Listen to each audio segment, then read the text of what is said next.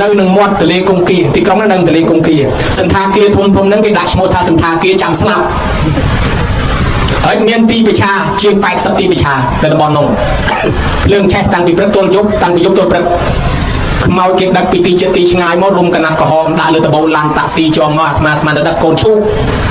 មកដល់តថ្លៃអាចារ្យភ្លុកត្រូវតម្លាក់ឲ្យដុតរូនតិចទាញតម្លាក់ក្នុងទឹកគេដឹកពីឆ្ងាយមកមនុស្សជីនៅពេញខាងក្រោមដាក់ខ្មោចពីលើអត់មានខ្លាចអីតិចហើយដល់តែពេលទីប្រឆានគឺដុតគ្មានប្រទេសគ្មានតំណេសោះហើយអ្នកណាដែលគេមានលុយគេទៅជួលសន្តាគារធំហ្នឹងគេហៅសន្តាគារចាំស្លាប់គេយកម៉ែគេទៅជួលបន្ទប់ដាក់ដើម្បីឲ្យគាត់ស្លាប់នៅចិត្តហ្នឹងវាចិត្តផ្លូវទៅឋានសួគ៌គេយល់ថាអាតលេហ្នឹងហូរទៅឋានសួគ៌ហើយដូច្នេះតែបងធានម៉ែឲ្យគេចូលហ្នឹងទៅឋានសួគ៌ហ្មងហើយគេអ្នកមានលុយមើលតែម៉ែឲ្យគេទាំងហាមតិចគេទៅជួលបន្ទប់ដាក់លាន់ហើយឥឡូវបន្ទប់នៅទន្លេច្រើនណាស់ខ្ញុំណាចង់ជួលអាត្មាអត់ទេនិយាយពីអ្នកក្រអត់មានលុយជួលបន្ទប់គេដេកតាមមាត់ទន្លេឲ្យទៅជាមួយនឹងគូបើយើងទៅហ្នឹងតឡម៉ោង3ម៉ោង4ឡើងទៅព្រោះឡានទៅថ្ងៃទៅអត់ចូលអត់ដល់ទេ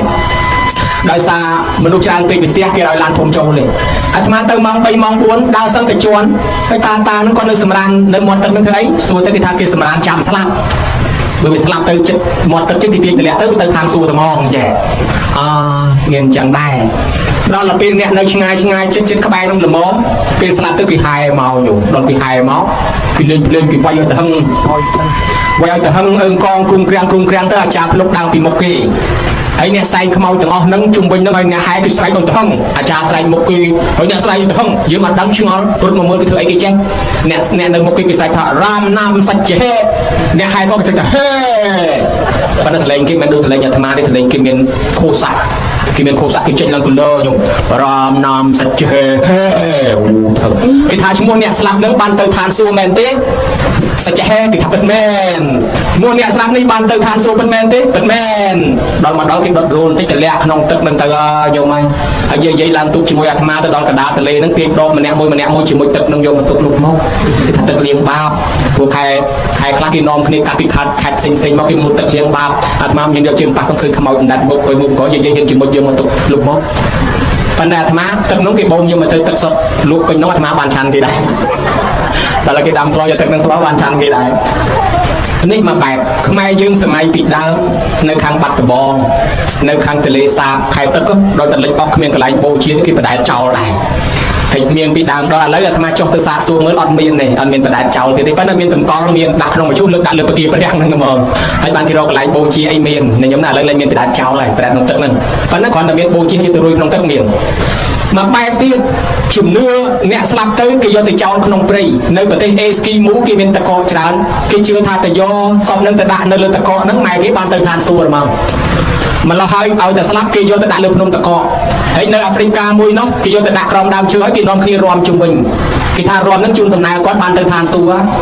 ឯចំណែកមនុស្សកើតមកគេនាំគ្នាអង្គុយយំគេថាយំហ្នឹងកើតមកមិនបានយំគេថានាំទុកមកអ្នកស្លាប់ទៅផុតទុកហើយគេរាំគេសែងខ្មោចទៅរាំទៅមកបែបរបស់គេចឹងទៅ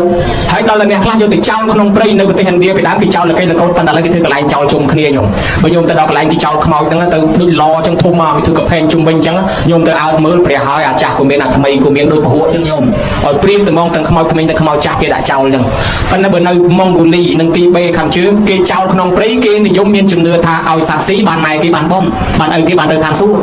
ម្ល៉េះហើយគេជឿទៅលើសត្វថ្មាសពថ្ងៃមានថ្មាជាង200ថ្មាចាំចុះមកស៊ីសាកសពនៅខាងទីបេ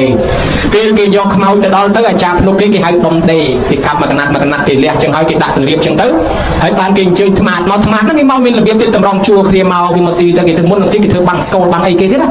ហើយដល់ថ្មាស៊ីហើយទៅកូនគេសប្បាយហើយគេថាម៉ែគេបានទៅឋានសួគ៌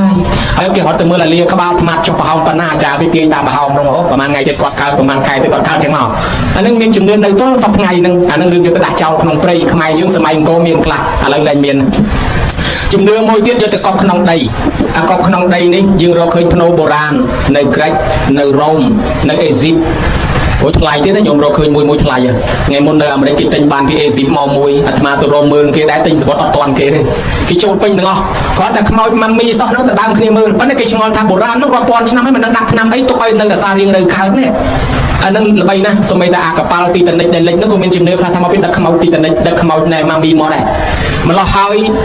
រកឃើញភ្នោបុរាណតាមបែបអន្តរជាតិមាន4ទី1គេហៅថាម៉ាមីសពគេបញ្ចុះដាក់បញ្ឈរឬលជង្គង់បញ្ឈរហ្នឹងគេហៅម៉ាមីសពមួយទៀតគេហៅដុលម៉ងគេរកថ្ម3ដុំគេជីកម្ដៅឲ្យជ្រៅទៅគេដាក់ថ្មពីរខាងគេដាក់សពនៅកណ្ដាលដាក់ថ្មមួយគ្របពីលើតែប្រែថាតក់ថ្មអាហ្នឹងដុលម៉ងមួយទៀតគេហៅថាម៉ងហៀគឺគេដាក់ថ្មមកផ្ទាំងពីក្បាលទៅនេះចេញមកអើតមកថ្លឹងខាងលើនេះដល់គេកប់ទៅឃើញថ្មងើបមកថ្លឹងអាហ្នឹងសម្បូរនៅអាមេរិកសម្បូរហ្នឹងហៅម៉ងហៀមួយទៀតខូខើបំផុតឥឡូវគេបាត់ចោលហើយគេហៅថាកប់សពសមូហភាពបើស្ដាច់ក្រាញ់បើសិទ្ធិអ្នកមានគេទៅលងតបោកឬលងភ្នំដាក់សាកសមនៅកណ្ដាលដាក់អ្នកបម្រើព័ទ្ធជុំវិញកប់ទៅទាំងអស់ជាមួយអ្នកបម្រើនឹងរបងឲ្យទៅបម្រើនៅស្រុកខ្មៅទៀតបែបនេះលែងមាននៅឥណ្ឌាមានប្តីស្លាប់ដុតទាំងប្រពន្ធទៅជាមួយទៀតក៏មានកប់ទាំងប្រពន្ធទៀតក៏មានដែរអានោះក៏លែងមានដែរហើយមួយទៀតនៅខ្មែរយើងគេនិយមកប់សពដែរប៉ុន្តែមានប្រពៃណីចេះខ្មែរយើងញោមញាតិហើយគាត់មានជំនឿមួយថាត្បូងអាហ្គេតហ្នឹងគឺរកឃើញនៅប្រទេសក្រិកមុនសាសនាយេស៊ូ1500ឆ្នាំនៅទន្លេអាហ្គេតត្បូងហ្នឹងគេជឿថាជាត្បូងស័ក្តិសិទ្ធិមួយឃុំក្រុងពលឹងមនុស្សមេតបធំតែមានត្បូងអាហ្គេតហ្នឹងនៅតាមខ្លួនទាំងអស់មេតបបុរាណខ្មែរយើងក៏យកត្បូងអាហ្គេតហ្នឹងមកឃុំពលឹងដែរថាត្បូងហ្នឹងជួយវិញ្ញាណទី7នៅណាកាន់ត្បូងហ្នឹងនៅណាក្បត់យើងនៅណាធ្វើអីយើងចាប់ដឹងយើងចាប់យល់ជាពិសេសមេតបម្ល៉េះហើយគេយកត្បូងអាហ្គេតហ្នឹងមកឆ្លាក់ធ្វើជាឡតនិងធ្វើជាកម្មគេដាក់ទៅជាមួយខ្មោចម៉ែឪដើម្បីទាញឃុំពលឹងគាត់ហ្នឹងឲ្យទៅឋានសួគ៌កុំឲ្យពលឹងហ្នឹងបែកឆ្វេងទៅណាដល់តែពេលយើងសិក្សាឃើញអញ្ចឹងយកមកគេទៅកាយតំបន់ពោធិ៍សាត់តំបន់នៅប្រទេសមានជ័យអត់មានជ័យកាយបានអាឡតយើងហៅថាឡតដងឲ្យត្បូងអាហ្គេតនឹងយកឡតយកកម្មមកលក់រហូតដល់តែខាងរដ្ឋអំណាចទៅចុះទប់ស្កាត់បើកុំចង់ដើរកាយភ្នោបុរាណអស់ឥឡូវរកឃើញភ្នោបុរាណអត់មានជ័យប្រទេសមានជ័យបាត់បងពោធិ៍សាត់ហើយនឹងព្រៃវែងភ្នោបុរាណធំហ្នឹងខ្មែរយើងមានបញ្ចុះធ្លាប់ដាក់ពីងញោមពីដើមសម័យហ៊ុនននចេញឡាដាក់ពីងហើយតែអាពីងហ្នឹងកាយឡើងមកវិញសប្តាហ៍ថ្ងៃដាក់តាមវត្តអាពីងវែងហ្នឹងគេសម្រាប់បញ្ចុះសពតែញោមឥឡូវយកមកដាក់ទឹកឆានលាន់ដូច្នេះទៅឥឡូវគេបាត់អាភ្នោបុរាណហ្នឹងខ្មែរយើងកាយមានជំនឿរឿងពាក្យថាប្រឡងប្រែថាគ្រឿងប្លង់យកទៅដល់ខ្មោចប្រើយកទៅដាក់ទៅឲ្យខ្មោចប្រើបើខ្មោចវាទៅចោលក្នុងព្រៃគេដាក់ក្នុងព្រៃបើខ្មោចគេកប់ទេគេយកទៅកប់ដីដល់យើងទៅកាយរកឃើញរកឃើញបណ្ណាឆាកស្លាប្រដាប់បុកស្លាឃើញឈើច្រត់ឃើញកបិតទទួលឃើញខ្សៀបានគេថាអាខ្សៀអាឈើច្រត់នេះតំណងបោះតាអាបណ្ណាឆាកស្លានឹងប្រដាប់បុកស្លាតំណងបោះយាយកូនចៅគេចង់ឲ្យយាយនឹងយកទៅប្រើនៅស្រុកខ្មោចគេកប់ទៅជាមួយដល់តែសម័យក្រោយគេបូជាដោយភ្លើងហ្នឹងក៏គេយកអាប្រឡងមកដាក់នៅទីប្រឆាកន្លែងបូជាហើយគេឲ្យធូបឲ្យលោកទៅឆាដល់ខ្ញុំណាហើយដល់ពេលក្រោយមកទៀតយើងយកគ្រឿងប្រឡងយកមកដាក់ក្នុងផ្ទះក្នុងរោងបុណ្យឲ្យលោកឆានៅនឹងត្មងបានគេឲ្យប្រឡងមកពីពីដើមគេប្លង់ចោលនៅខាងរោងតម្រៃអាត្មានៅព្រៃវែងមានដាក់ប្រឡងអញ្ចឹងទីប្រឆាឲ្យតែបូជាសោះឲ្យដាក់ប្រឡងឲ្យលោកទៅឆាគេឲ្យធូបពង្រាយមកគេទៅគូសទ្វារគាត់លោកហើយលោកអូដាក់ប្រឡងឲ្យក្រងពីពោដាក់សំក្តីទៅវឹងញោមមកឈើច្រត់មួយទៅសៀមទឹកមួយកន្លងទីប្រឆា3ជុំឆាយកមកដល់លោកបានសូលបានតែស្គរច្រើនលេខចិត្តចូលឆ្នាំនេះលោកចោលទៅដាក់ប្រឡងម្ដងទៅធូបបែបរៀបពីទីប្រឆាមកដល់គាត់លោកតាគូសទ្វារពុកលោកតាថាប្រឡងមកអាត្មាអញដាក់ជាពោសំក្តីទៅឆាសិនដើរ3ជុំអត់ឃើញប្រឡងសោះត្រឡប់មកវិញមកដល់គាត់គេលីហាប់លោកទៅបានបដៅវាមានចឹងដែរដូច្នេះហើយមានជំនឿបញ្ចុះសពខ្មែរយើងមានកប់ទៅក្នុងដីហើយដល់ខែដល់ពេលវេលាកាយវិញគេហៅថាបុណ្យលើកធាតុណាញោមណារីឯចៅអធិការនិងអ្នកជាអិសរាជជនគេដាក់ឡតមានឡតដាក់ធ្វើដែកចំហុយទៅលើទៅក្រោមក៏មានឡតដីខ្សាច់ក៏មានឡតដីខ្សាច់គេលងស្នូកហើយគេដាក់សពទៅគេកប់ដីខ្សាច់តែ3 4ឆ្នាំកាយដីខ្សាច់មកនៅកលចាំដីខ្សាច់ស៊ីសាច់អស់អាហ្នឹងគេលែងសិនធ្វើហើយនិយាយពីចិនជនជាតិចិនគេកប់ភ្នៅហ្នឹងចិនពីដើមនិងចិនឥឡូវខុសគ្នាចិនពីដើមគេមានជំនឿថាកប់សពម្ដាយនឹងឲ្យទាន់ព្រះសិអាមេត្រីហើយដល់ចិនសម័យថ្មីគេគិតទៅពីរឿងហុងស៊ុយគេតាមពិតទៅរឿងនិទានមកអញ្ចេះព្រះសិអាមេត្រីមានកម្មពីជាមួយនឹងប្រកាសបៈព្រះកាសបៈដែលលោកប្រេតនៅពៀនសប្តាហ៍ថ្ងៃនៅភ្នំមួយនៅប្រទេសឥណ្ឌានឹងភ្នំកកដាបាតកកដាគិរីហ្នឹងណាហើយភ្នំហ្នឹងលោកនៅប្រេតនៅពៀនទៅភ្នំហ្នឹងវាក្តោបលោកទុកនៅក្នុងហ្នឹងនៅអេរិយាបថសមាធិទៅញោមពួកជប៉ុនទៅថតយកបានរូបហ្នឹងមកគេថាដល់ជំនាន់ព្រះសិអាត្រាស់ដឹងឡើងលោកទៅបូជាសពលោកនៅលើបាតដៃហ្នឹងបូជាហើយទៅបានលោកសម្ដែងធម៌ព្រះសិអាមេត្រីសម្ដែងធម៌មនុស្សស្ដាប់ពេលនោះនឹងបានសម្រាប់អ្នកផលលាន់អញ្ចឹងទៅជនជាតិចិនគេនាំគ្នាកប់ឲ្យទាន់ដំណាក់កាលនោះព្រោះចិនមានជំនឿទៅលើព្រះកាសបៈខ្លាំងពីជំនាន់ដើមមកពីព្រះសិអាមេត្រីនិងកាសបៈមានកម្មពីរឿងមកតម្រៃប្រើតម្រៃឲ្យកាន់ដែកដុតក្តៅឲ្យគេមើលដើម្បីបានលុយតម្រៃនឹងវាគោរពចេតកម្មទៅមកតម្រៃនឹងកើតជាព្រះសិអាមេត្រីនឹងរីឯតម្រៃនឹងជាកាសបៈនឹងមានកម្មពីគ្នាអញ្ចឹងបានព្រះសិអាមេត្រីទៅបូជាសពលើបាតដៃនឹងវិញហ្នឹងណាហើយដល់ចិនសម័យថ្មីបើឲ្យរឿងហុងស៊ុយគេតណាលពីបរោះម្នាក់ហ្នឹងម្ដាយស្លាប់ទៅអត់មានកន្លែងកប់ម្ដាយក្រពេញ3ខ្មោចម៉ែដើរទៅឃើញធ្លុកកបីដេកហើយក៏យកទៅកប់ធ្លុកកបីដេកនោះស្រាប់តែកប់ឲ្យពូនភ្នោទៅចិត្ត ទៅគោរពថ្វាយគុំព្រឹកល្ងាចទៅបើទេវតានៅជុំវិញហ្នឹងថែអាសាគាត់រស់ស៊ីមានដាច់គេមកភូមិនៅខ្លាចជាអ្នកមានតាគាត់ថាហ្នឹងវារស់ស៊ីមានមកពីវាកប់ខ្មោចម៉ែវាចង់ដីមានបើមិនជឿឲ្យគាត់ទៅដាក់ឲ្យឆ្ងាយមិនលែងមានណាតែគេបញ្ញុះគេថាណែឯងកប់សពម៉ែចង់ធ្លាប់កបីហ្នឹងអស់ណាណោអាកពូភ្នំអាខ្ពស់អាដីថ្លៃបានវាសមរស់ស៊ីកាន់តែមានជាងហ្នឹងទៀតគាត់នឹកឃើញថាអើកាលហ្នឹងអញក្រគ្មានលុយទិញដីឥឡូវទៅទិញអាកពូភ្នំហ្នឹងដាក់ហ្មងយកសពម៉ែកោះពីធ្លាប់កបីទៅដាក់អាកពូភ្នំហ្នឹងវាឆ្ងាយយកមកកាលនៅចិត្តនេះទៅថ្វាយគុំព្រឹកល្ងាចដល់តែឆ្ងាយមួយខែទៅម្ដងយូរមួយឆ្នាំទៅពីរដងយូរមួយឆ្នាំទៅម្ដងយូរឡើងទៅម្ដងដុកព្រេងដុកស្មៅទ្រុបមានឯណាទេវតាដែលធ្លាប់ទៅថៃអាសាលេងថៃអាសាគាត់រស់ស៊ីក្រវិញដល់ចឹងចាស់ថាណោអញថាឃើញដែរមកពីដីហ្នឹងកប់ដីមានឥឡូវទៅដាក់កន្លែងនោះឃើញឥឡូវឃើញវាក្រដែរឃើញដែរតាមការពិតទៅមិនមែនមកពីដីទេមកពីធរកតញ្ញូកប់កន្លែងណាដែរបើមានធរកតញ្ញូនៅតែមានអញ្ចឹងកន្លែងអន់ប្រហែលធ្លាប់កបីដីជ្រូកដីគេដែរឲ្យតកូនមានធរកតញ្ញូនៅទៅរស់ស៊ីមានអញ្ចឹងណាខ្ញុំណាហើយដល់ពេលយើងផ្អើលអាដីល្អប៉ុន្តែសប្តាហ៍ថ្ងៃអាត្មាប្រាប់មួយទៅចិននៅស្រុកខ្មែរសំណាងឲ្យទិញដីធ្វើប្រូធំបាននៅស្រុកចិនគេប្រកាសឲ្យដុតទាំងអស់គ្នាទៅហើយ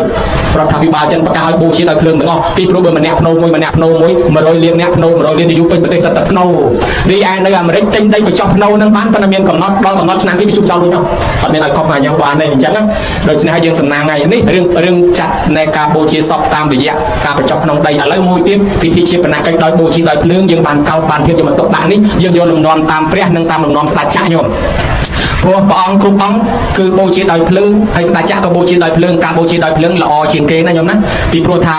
វាជាលំនាំរបស់ស្ដេចចក្រនិងលំនាំរបស់ព្រះអញ្ចឹងយើងធ្វើតាមព្រះល្អប្រពៃហើយបានធៀបយកមកគោរពបូជាមានរឿងនិទានច្រើនពាក់ព័ន្ធទៅនឹងសពហ្នឹងប៉ុន្តែអាត្មាគ្រាន់និទានឲ្យញោមផ្លែកភ្នែកតែប៉ុណ្ណេះផ្លែកវិជាតែប៉ុណ្ណេះទៅចុះហើយខ្មែរយើងហើយនឹងជនជាតិភាគតិចគេរកឃើញនៅឥណ្ឌូនេស៊ីមានអាជំនឿមួយបើថាយាយនឹងកើតនៅស្រុកណាគេត្រូវយកទៅកប់នៅស្រុកក្នុងទៀតហើយបើរកស្រុកកំណើតមិនឃើញទេអាចារ្យគេមានពិធីធ្វើឲ្យខ្មោចនាំផ្លូវទៅប្រាប់ស្រុកកំណើតទៀតហើយដល់តែមានជនជាតិភាគតិចមកក្រុមទៀតនោះគេមិនកប់មិនដុតមិនបូជាប៉ុន្តែគេទុកខ្មោចបាន300-400ឆ្នាំញោមគេសាមកគេទុករបៀបម៉េចគេឆ្អើភ្លើងដូចអាញីញោមអានោះសម្រាប់មេកធៀងធំឥឡូវញោមណាចង់ឲ្យគេឆ្អើអីប្រាប់ឆ្អើឲ្យឆ្អើសាមកបាន300-400ឆ្នាំដែរតាឆ្អើដូចអាញីអញ្ចឹងណាញោមណាហើយឥឡូវគេរកឃើញនៅស្រុកខ្មែរយើងនៅភ្នំប៉ែលញោមពីងនឹងមកជួបពីតម្កល់នឹងយ៉ាភ្នំនៅពលសប្តាហ៍ថ្ងៃច្រើនណាស់ឥឡូវប៉ុណ្ណេះទៅចុះបនជាបណកិច្ចអ្នកណាដែលមកចូលរួមពេលនោះបានបនច្រើនបានអានិសង្ឃ17កាប់18កាប់និង20កាប់គឺគ្រាន់តែពិចារណាថាវាមិនទៀងកើតមកអានិច្ចំវាមិនទៀងអញ្ចឹងស្លាប់ទៅវិញមិនដឹងថ្ងៃណាអញ្ចឹងបានអានិសង្ឃ17កាប់ពិចារណាថាទុកខាងកើតមកវាមានទុកទាំងគេទាំងយើងទុកដូចតែគ្នាទេវាគ្រាន់តែមុនហើយនឹងក្រោយបានអានិសង្ឃ18កាប់ហើយបើពិចារណាថាវាអនត្តាមិនអាចណាខាត់បានទេនៃកណ្ណចាស់កណ្ណមើលលែងឃើញថ្មិញបាក់សក់ស្កើជ្រៀងជ្រួញថ្ងៃណាមួយស្លាប់ដូចតែគ្នាម្ដងគេម្ដងយើងប៉ុណ្ណេះបានអានិសង្ឃ20កាប់ប៉ុន្តែបើគ្មានពិចារណាអីសោះអញមកទៅអត់គេឃើញមុខដែរព្រោះត្រូវជាកូនត្រូវជាចៅដែរនរណាសូត្រថ្វាយសូត្រទៅជជែកគ្នាសោតវ៉ែពេញទៅនឹងទៅអានោះអត់សូវបានបនក្នុងណានេះណាញោមណាហើយអ្នកជួយហែជួយហមអមតំណែងមានយើងចំណេះដឹកអីជួយនឹងមនុស្សនឹងសបោញាតទៅណាក៏សបោរត់ស៊ីលក់ដូរទិញចំណេញចំណូលអីគឺថាភ្ញៀវអតិថិជនចូលដល់ស្រាក់នៅប្រទេសអាមេរិកនៅប្រទេសគេគោរពឡានសពនឹងខ្លាំងណាស់ញោមណាហើយបើជនជាតិចិនផងបើបានដឹកសពនឹងគេអរណាធ្វើឲ្យមនុស្សនឹងសបោញាតសបោភ្ញៀវជាមហាស្នេហ៍មួយទាក់ទាញភ្ញៀវហ្មងដូច្នេះហើយអ្នកបូជាសពបានបនច្រើនដូចជាយុវសកលបុត្រកើតមកលើកំណត់ទ្រព្យសម្បត្តិនឹងក៏ដោយសារអានិសង្ឃបូជាសពគេនឹងចូលរួមហែសពគេពីមុនឥឡូវឈានចូលដល់បនទី3គឺបនតេខិណានុពទានតេខិណានុពទានគឺកម្មវិធីផ្ញើសហុយបញ្ជូនទៅឲ្យអ្នកស្លាប់កម្មវិធីផ្ញើសហុយទៅឲ្យអ្នកស្លាប់នេះវាមាន3ទី1គេធ្វើថ្ងៃស្លាប់គេហៅថាមតកទានឬមតកផតទី2គេធ្វើថ្ងៃ7គេហៅថាបន7ថ្ងៃទី3គេធ្វើ100ថ្ងៃគេហៅថាបន100ថ្ងៃឥឡូវគេធ្វើនៅថ្ងៃទី7ហេតុអីបានជាធ្វើថ្ងៃទី7ញោមមកក្នុងប្រទេសខ្មែរយើងមានជំនឿ3កន្លងទៅហើយ7ថ្ងៃនោះកាលពីយើងនៅជឿសាសនាដើមដែលអ្នកស្រាវជ្រាវហៅថាសាសនាអូស្ត្រូអាស៊ីតិចឬហៅថាអូស្ត្រូអាស៊ីអ្នកខ្លះហៅថាសាសនាជីវចលគេជឿថាជំនឿដូនតារបស់អ្នកតាម្ចាស់ទឹកម្ចាស់ដីជំនឿនោះមុនពុទ្ធសាសនាមុនព្រហ្មញ្ញសាសនាខ្មែរយើងជឿថាអ្នកស្លាប់ទៅអត់ទាន់ដឹងខ្លួនទេតរដល់ថ្ងៃទី7បានដឹងខ្លួនហើយគេឃើញនិយាយរកគេស្ដាប់មិនបានដឹងថាអញស្លាប់ហើយបានមកយំលាជាតិលាកំណើតម្លោះហើយក្នុងសម័យដើមនោះគេរៀបចំសំណែនសែនព្រេនមួយក្នុងថ្ងៃទី7ហ្នឹងជូនដំណើរខ្មោចគេហៅថាខ្មោចដឹងខ្លួនថ្ងៃទី7ហើយជាប់អាផ្នត់កំណត់នឹងមកបានជាអ្នកខ្លះកូនដើរចោលម៉ែចោលឪអត់ជួយធ្វើការអីសោះហើយដល់ទៅពេលថ្ងៃណាមួយភ្ញាក់រលឹកមកជួយធ្វើបុណ្យមកជួយធ្វើការងារម៉ែអីគេថាអានេះកឹមភ្ញាក់ដឹងខ្លួនមើលតែខ្មោច7ថ្ងៃចាអានោះវានៅជាប់អាផ្នត់កំណត់ហ្នឹងមួយទៅបន្ទាប់មកទៀតសាសនាព្រហ្មញ្ញផ្សាយចូលមកយើងជឿព្រហ្មញ្ញសាសនាយើងគោរពតាមគម្ពីរសាមវេទយុជ្ជវេទអដ្ឋរបវេទនិងគម្ពីរឧបសគ្គជឿទៅលើព្រះវិស្ណុព្រះនរាយណ៍ព្រះឥសូរព្រះសិវៈនិងព្រះព្រហ្មហើយមានពិធីតបៈយោគៈសិវៈរាត្រីមានលទ្ធិពលឹងហៅពលឹងគេថាមនុស្សយើងម្នាក់មានពលឹង9ដល់10ពលឹងយោអានឹងមិនសំដែងឲ្យជឿទេបានឲ្យញោមស្ដាប់ឲ្យផ្លែកតិចណាញោមណាពលឹងទាំង9ដល់10នឹងឯងគឺថាដីទឹកភ្លើងខ្យល់ពលឹង4បើខ្វះធាតុខ្យល់ស្លាប់ខ្វះធាតុភ្លើងស្លាប់ខ្វះធាតុដីធាតុទឹកក៏ស្លាប់អញ្ចឹងអានឹងធាតុទាំង4ហ្នឹងខ្វះមួយអត់បានទេអានឹងពលឹង4 រូបវេទនាសញ្ញាសំខាន់នឹងវិញ្ញាណយើងហៅថាខណ្ឌ5បលឹង5ទៀតបូកទៅ9ហើយគ្រប់ទ្វារផ្នែកតិចជាមុខមាត់ទាំងអស់មាន10ទ្វារមានបលឹង10ទៀតសរុបទៅបលឹង9ដល់10បលឹង9ដល់10នេះក្នុងមនុស្សម្នាក់មានអ្នករក្សាបលឹង4នាក់ពេជ្រប្រានពេជ្រប្រាជ្ញពេជ្រខុនពេជ្រធានម្នាក់រក្សាពីព្រឹកទល់ថ្ងៃត្រង់ម្នាក់ពីថ្ងៃត្រង់ទល់ល្ងាចម្នាក់ពីល្ងាចទល់កណ្ដាលអាទិត្យម្នាក់ពីកណ្ដាលអាទិត្យទល់ព្រឹករក្សាបលឹងនឹងចាំឲ្យតំណែងមកម្ចាស់ខ្លួនតាមរយៈញាក់ភ្នែកញាក់ច្រមុះញាក់មុខញាក់មាត់ញាក់ដៃញាក់ជើងនិងបភ្នូលផ្សេងនឹងយកសពអ្នកខ្លះថាអាញាក់ភ្នែកនឹងមិនក៏មិនដឹងមុនខ្ញុំមកប៉ុនគេញាក់ភ្នែកព្រឺតអូមកើតទេបញ្ញាទៅផ្ទះខ្លាចមានរឿងទៅដល់ឆ្លោះជាមួយតាហ្មងអញញាក់ភ្នែកឆ្វេងនឹងមានរឿងមែនថ្ងៃក្រោយមកប៉ុនទៀតញាក់ភ្នែកឆ្វេងព្រឺតអញមិនតន់ទៅទេខ្លាចឆ្លោះជាមួយតាទៀតនៅជាប់ប៉ុនយកទៅបន្តិចស្រាប់តែគេយកស្បែកជើងបាត់បង្ហោចទិញម្សិលមិញ$20ជិះម៉ូតូដល់កណ្ដាលផ្លូវបែកកង់ទៀតជាងដីក៏លេងងាប់ត្មងអញមានរឿងទៀតហើយគាត់ចំណាំឲ្យអញញាក់ភ្នែកឆ្វេងនឹងដឹងតែមានរឿងមកចុះគាត់សួរថាជាប់ភ្នែកនឹងមិនយកបានដឹងមុនអ្នករសាពលឹងត្រាប់អ្នកខ្លះថាខ្ញុំញាក់មាត់បានចំណៃឆ្ងាញ់វិញញាក់មាត់ក្រោមដឹងតែឆ្លោះគ្នាហ្មងបកាយគ្នាវិញញាក់ជើងគេបបួលដើរលេងវិញញាក់ក្បាលមានភ្ញៀវខ្លះទៀតមានប្រផ្នូលចេះប្រផ្នូលចោះយកសំចេះចុះគេថានឹងឲ្យអ្នករសាពលឹងប្រាប់មនុស្សយើងម្នាក់ឈ្មោះអាចដូចគ្នាមុខអាចដូចគ្នាគេស្កេនឆ្លងប្រទេសអ្វីដែលខុសគ្នាគឺកាយដៃអត់ដូចគ្នាទេក្នុងព្រាមគេថាអាហ្នឹងប្រវត្តិរូបមនុស្សម្នាក់គេទៅសេលើដៃហ្នឹងអាយុប៉ុណ្ណេះមានប្រពន្ធអាយុប៉ុណ្ណេះប្រពន្ធមួយអាយុប៉ុណ្ណេះប្រពន្ធពីរអាយុប៉ុណ្ណេះមានកូនអាយុប៉ុណ្ណេះបានការងារធ្វើអាយុប៉ុណ្ណេះឈឺធ្ងន់អាយុប៉ុណ្ណេះស្លាប់ទៅវិញពួកព្រាមគេចេះមើលអាហ្នឹងយល់សិតតែអសរប្រវត្តិរូបយើងទៅវិញក្បាំហ្នឹងបើយើងអត់ចេះមើលទេឃើញនៅវិញក្បាំនឹងថាម៉េចទេដល់ពេលគេថាមុននឹងស្លាប់ព្រលឹងតូចខ្លះចេញទៅហើយថ្ងៃស្លាប់ព្រលឹងធំចេញពីដើមពេលមនុស្សឈឺគេហៅព្រលឹងសិនហើយព្រលឹងបើព្រលឹងចូលគ្រប់គេថាមនុស្សនឹងជាវិញបើព្រលឹងចូលមិនគ្រប់គេឲ្យធ្វើបន់តម្រាហៅព្រលឹងនៅមានតែយើងអាត្មាឃើញគេហៅដែរមកអើយមកថែសាកូនអាសាចៅស្រុកយើងវិញមនុស្សយើងគេថាព្រលឹងច្រើនអញ្ចឹងបានភ័យអីយកចិត្តរបូតព្រលឹងហ្នឹងដើរទៅគេថាខ្លាចអីមួយទៅឈឺឡើងជ្រុះសក់គេហៅជំងឺលូសព្រលឹងអានឹងលូសព្រលឹងភ័យឈឺឡើងជ្រុះសក់គេថាព្រលឹងខ្លះចេញដើម្បីព្យាបាលគេតោះហៅព្រលឹងមកចូលឲ្យគ្រប់វិញព្រោះព្រលឹងវារបូតទៅខ្លះហើយព្រលឹង9ដល់10ណោះហើយដល់តែអញ្ចឹងទៅអ្នកបួសពីដើមក៏គេសែនព្រលឹងសែនអីដែរហើយដល់មួយទៀតញោមហើយរឿងហៅព្រលឹងហ្នឹងអ្នកខ្លះគាត់ថាដើរមកម្នាក់ឯងយកទៅលើកដោបបោកគាត់រត់ព្រឹកមកប្រាប់ពីថាខ្ញុំមិនព្រលឹងចង់សក់មិនដឹងព្រលឹងចង់សក់ថាព្រលឹងហ្នឹងវាចេញដល់ចង់សក់ហើយនៅតែតិចទៀតរបូតទៅបង្ហើយមិនឥឡូវគេតោះមកវិញជាប់ដល់ថ្ងៃស្លាប់អាព្រលឹងធំវាចេញគេថាអត់អស់ទៀតនៅព្រលឹងរាយរងព្រលឹងរាយរងហ្នឹងចេញថ្ងៃទី7ថ្ងៃទី7បានព្រលឹងរាយរងហ្នឹងទៅបានគេរៀបចំសំណែនសែនព្រានមួយឲ្យចំថ្ងៃទី7ហ្នឹងដើម្បីឲ្យព្រលឹងហ្នឹងយកទៅឲ្យជុំគ្នាកើតកំណើតថ្មីអានេះប៉ុណ្ណេះទៅចុះសាសនាព្រាហ្មណ៍គេធ្វើអញ្ចឹងខ្មែរយើងធ្លាប់មានជំនឿនឹងភាសាហើយដល់ពុទ្ធសាសនាផ្សាយចូលមកលែងនិយាយពីលទ្ធិព្រលឹងនិយាយពីជោគទេបដិសន្ធិកើតហើយត្រូវស្លាប់ហើយត្រូវកើតលើកលែងតែព្រះអរហន្តលោកអស់អវិជ្ជាតណ្ហាឧបាទានកម្មលោកលែងកើតហើយឯពុទ្ធជនយើងត្រូវកើតស្លាប់របស់ព្រះអរហន្តគេហៅថាសមុច្ឆេទមរណៈស្លាប់របស់យើងពុទ្ធជនរាល់ថ្ងៃនេះទី1ខណៈមរណៈគឺស្លាប់ដៃស្លាប់ជើងជ្រុះសក់បាក់ថ្មិញស្លាប់មួយខណៈបកាយចាំឲ្យឥឡូវបកាយភ្លេចម្ដងស្លាប់ចុងក្រោយនេះគេហៅថាសមតិមរណៈស្លាប់ដោយសន្មតមានន័យថាស្លាប់ទៅនៅកើតទៀតណាញោមរូបរាងកាយចាស់នេះព្រះលែងបានដូរយករូបថ្មីមួយទៀតទេនៅកើតទៀតហេតុអីបានជាពុទ្ធជនយើងនៅកើតទៀតព្រោះយើងនៅជាពាក់អវិជ្ជាតណ្ហាឧបាទានកម្មអ្នកខ្លះខ្ចីលុយគេអត់ទាន់សងទេនឹងត្រូវកើតមកសងលុយគេអ្នកខ្លះលួចលុយគេរត់អត់ព្រមសងទេនឹងត្រូវកើតមកធ្វើខ្ញុំពង្រើគេសងមកអស់លុយនឹងដែរអ្នកខ្លះប្រាថ្នាចង់ឲ្យបានកើតជាអុកញ៉ាជាអ្នកធំឲ្យស្អាតឲ្យល្អនឹងត្រូវកើតមកស្អាតត្រូវកើតមកមានតំណែងធំយើងនៅជាប់ជាពាក់អញ្ចឹងខ្ញុំមិនដែរអ្នកខ្លះវាយគេរត់ទៅនឹងត្រូវកើតមកឲ្យគេវាយវិញដែរអញ្ចឹងបានថានៅកើតចុះអ្នកដែលមានអារម្មណ៍ជាប់ជាពាក់អ្នកខ្លះស្លាប់ទៅហើយអឡោះអាឡៃផ្ទះអឡោះអាឡៃសំបែងអឡោះអាឡៃកូនចៅដីធ្លីមនុស្សនេះស្លាប់ទៅអត់ទាន់ទៅណាទេស្លាប់ទៅនៅកើតបដោះអាសន្នក្បែរហ្នឹងគេហៅថាកំណើតសម្ភវេសីសកំណើតអាយុគាត់ច្រើនតែ7ថ្ងៃទេគាត់តទៅទៀតអាតែនឹងហើយដែលកូនខ្លះថាអូយព្រលឹងម៉ែព្រលឹងឪមកឲ្យកូនឃើញមកបញ្យល់សពប្រាប់ថាម៉ែនេះឃើញគេធ្វើបន់ចេះគេធ្វើបន់ចុះយើងហៅថាព្រលឹងម៉ែព្រលឹងឪមិនមែនព្រលឹងទេគឺកំណើតបដោះអាសន្នគាត់កើត7ថ្ងៃណាខ្ញុំណាកើតនៅក្បែរហ្នឹងដូចតែសាភិក្ខុស្រឡាញ់ជីពោថ្មីមិនហ៊ានប្រើចិត្តតែទុកស្រាប់តែឈឺធ្ងន់ស្លាប់ទៅកើតជាចៃខ្មោចនៅនឹងជីពោហើយភិក្ខុសង្ឃយកជីពោចៃគ្នាចៃនឹងស្រែកថាចោលទៅតាមជីពោខ្ញុំមកចោលហើយភិក្ខុសង្ឃមានស្ដាប់អីឮសំឡេងចៃមិនដឹងប្រមាណមេហ្គាហឺតផ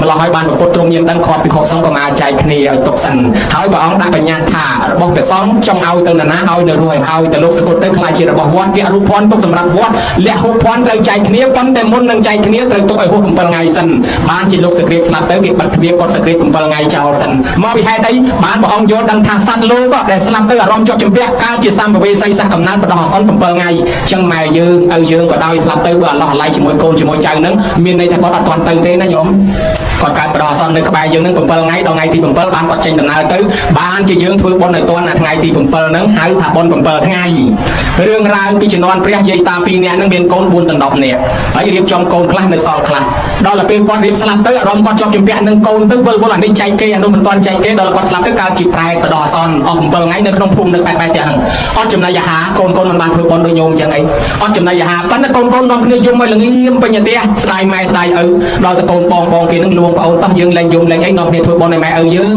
ងធ្វើបន់ទៅវាចំថ្ងៃទី6ថ្ងៃទី7ហ្នឹងធ្វើបន់ទឹកក្រែងហើយទៅអត់ទិសទៅឲ្យម៉ែឲ្យឪហើយមិនដឹងថាបានមិនបាននេះទៅថ្វាយគុំសួរព្រះនាំបងប្អូនទាំងអស់នេះទៅរកព្រះហ្នឹងមកទៅថ្វាយគុំសួរថាព្រះអង្គហើយឪពុកម្ដាយខ្ញុំព្រះអង្គស្លាប់ទៅកើតឯណាទៅព្រះអង្គហើយបន់ខ្ញុំធ្វើទៅគាត់ទទួលបានអីអត់បានប្រពុតពំភ្លឺប្រាប់ថាអ្នកទាំងអស់គ្នាឪពុកម្ដាយអ្នកទាំងអស់គ្នាណាពេលស្លាប់ទៅអារម្មណ៍ជាប់ជំពាក់ជាមួយកូនចៅជាមួយទ្រព្យសម្បត្តិនៅវិលអត់ទៅណាគាត់ស្លាប់ទៅកើតជាប្រែតអស់7ថ្ងៃកំពុងតែអត់ចំណីអាហារឃ្លានណាស់ស្រាប់តែកូនធ្វើបុណ្យថ្ងៃទី6ទី7ហ្នឹងឥឡូវឪពុកម្ដាយបានទទួលផលបុណ្យហ្នឹងហើយសោយសម្បត្តិទុកជាទេវបុត្រទេវធីតានៅលើនោះហើយបើកូនមិនជឿទេចាំមើលព្រះអង្គយកសាវកទាំងអស់ជាសាក្សីពេលនោះឯងប្រើមហាមុគលានឲ្យទៅផ្លែតមុគលានទៅដល់ឈប់មុខវិមានទេវតានោះទេវតាចេញមកសួរថានិគុណម្ចាស់និមន្តពីណាមកពីស្រុកនោះនិគុណម្ចាស់ទៅប្រាប់កូនខ្ញុំកណាផងអង្ការពីខ្ញុំកណាស្លាប់មកកើតជាប្រែតអស់7ថ្ងៃនិគុណឲ្យហេវហត់អស់កម្លាំងឃ្លានណាស់ហើយស្រាប់តែដល់ថ្ងៃទី6ទី7កូនគេធ្វើបុណ្យទៅមកឲ្យខ្ញុំស្រាប់តែខ្ញុំទទួលផលបុណ្យពីកូនបានសម្បត្តិទឹកមកកើតក្នុងឋានសួគ៌នេះបានរបស់របរមិនខ្វះសោយសម្បត្តិទឹកនេះដោយសារផលបុណ្យដែលកូនបានធ្វើឲ្យមក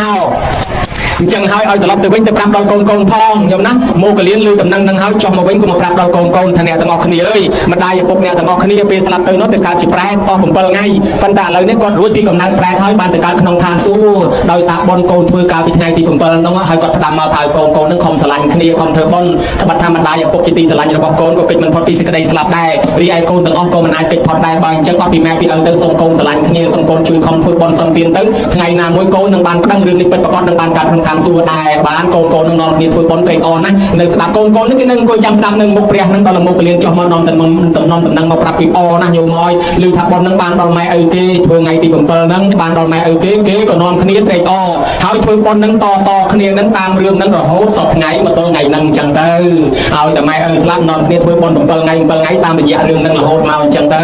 តាមពិតមិនមែនប្រពុតនឹងដាក់បទបញ្ញត្តិបជាមកទេមិនមែនព្រះអង្គថាទេអ្នកទាំងអស់គ្នាត្រូវតែធ្វើ7ថ្ងៃអត់ទេមកពីយើងសិក្សាឃើញរឿងហ្នឹងទៅក៏យើងធ្វើឲ្យតថ្ងៃទី7ហ្នឹងក៏ជាប់ប្រវត្តិហៅថាបុណ្យ7ថ្ងៃទល់សពថ្ងៃទៅណាញោមណាហើយលើពីហ្នឹងទៀត100ថ្ងៃចាំពេលក្រោយចាំនិយាយនៅតែប៉ុណ្ណេះទៅចុះអញ្ចឹងហើយសូមឲ្យលោកយាយឧបាសិកា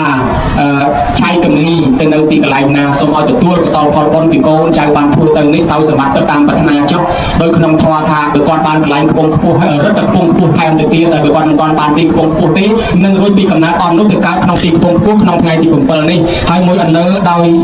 យញាតិកាសាលហិតដែលបាត់បែកចែកឋានទៅជីដូនជីតាមកកងចិត្តចែសោហៀទាអ៊ីពេកកងសោអានអានអំសឹមខ្មោចមុនខ្មោចក្រោយ100ជាន់1000ទម្រួតតាទូពីទូតាលាយលាជាមិត្តរបស់ម្ចាស់បុណ្យជាញាតិរបស់ម្ចាស់បុណ្យក្រែជាញាតិរបស់ជាកិត្តិយសក្រែក៏សូមឲ្យទទួលកុសលផលបុណ្យសោយសម្បត្តិទៅតាមសេចក្តីប្រាថ្នារបស់គ្នាណាញោមណាសូមទេវតាអនុមោទនាបុណ្យផងមកតំណែងទៅប្រាប់ដល់ញាតិទាំងនោះផងសូមទេវតាថែអាសាកូនរស់មានជីវិតនៅហ្នឹងទាំង9គ្រួសារនោះឲ្យសុខសប្បាយរហូតដល់ទៅឯញោមញាតិតែមកចូលរួមទាំងយាយទាំងតាទាំងអាចារ្យដូនជីនារីបរោះហើយតស៊ូណាស់ញោមមកស្មានតែហើយនៅតែមិនទាន់ទៅផ្ទះឥឡូវដល់មកទៅហើយចឹងសូមឲ្យញោមទាំងអស់គ្នានឹងអាយុវែងសុខភាពល្អកុំឲ្យមានជំងឺឲ្យកូនចៅទទួលទានមានបានការវិគុណតិចជុំញោមញាតិមានបំណងប៉ុនប្រាថ្នាយ៉ាងណាក្នុងចិត្តសូមឲ្យបានសម្រេចជាពិសេសអាត្មាជូនពរពិសេសជាងគេហ្នឹងគឺសុខភាពល្អកុំឲ្យឈឺណាកុំឲ្យមានគេចំណែននឹងពេលឈឺនេះគំនុំគុំជាបាត់មានចាក់ចុចអុចតាមដានដល់ពលរដ្ឋពុតចាក់ដល់ចាត់ពុតប្រកាន់មួយប្រកាច់មួយលេខមកលើឌឺដងទាំងតាមទាំងកលចាញ់ចាឡើយបុណ្យនេះបានទាំងយើងទាំងតាអាចារ្យដូនជានេះបរោះទាំងភៀវកិត្តិយសទាំងអ្នកចុងភៅអ្នកដឹកអ្នកជុំអ្នកសន្តិសុខសម្ដាប់ធ្នាប់អ្នកថតរូបអ្នកថតវីដេអូអ្នកបានមេក្រូអ្នករៀបរាប់អ្នកខ្វល់ខ្វាយចូលចាក់អ្នកថតទៅផ្ទះបាត់អង្រេតក្នុងទីនេះសូមឲ្យបានបុណ្យកុសលនេះថែអាសាការពារជីវិតរបស់ញោមញាតិរស់នៅឲ្យបានយូរសុខសប្បាយដោយសេចក្តីប្រាថ្នាញោមញាតិមានបំណងប៉ុនប៉ងយ៉ាងណាធ្វើមកអីអុយប្រាថ្នាយ៉ាងណាតាអាត្មាស្ដាប់មិនលឺទេនោះសូមឲ្យសេចក្តីប្រាថ្នារៀងខ្លួននោះបានសម្រេចដោយគោលបំណងការសម្ដែងសន្មតថាចប់តែប៉ុណ្្នឹងឯងឯងបា